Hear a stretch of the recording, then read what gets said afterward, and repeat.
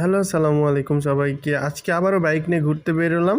আজকে টার্গেট বা গন্তব্য ছিল north Bengal sugar mill, Gopalpur, Lalpur. আমার বাসা থেকে অনেকটা কাছে ছিল, তাই চলে আসলাম। ট্রেনের সময় ছিল, তাই ট্রেন চলে।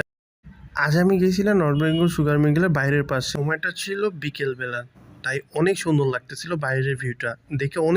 অনেকবার আসা হয়েছে, কিন্তু বাইরের এই সুন্দর ভিউটা কখনো উপভোগ করা হয়। গোধূলি বিকেল আর কৃত্রিম ঝর্ণা দেখতে আসলে অনেক সুন্দর লাগতে।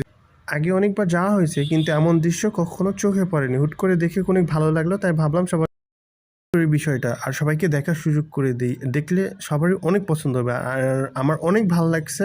কার কেমন লাগতেছে জানাবেন। আজকের মতো এইটুকুই। সবাইকে আসসালামু আলাইকুম, ভালো থাকবেন সবাই।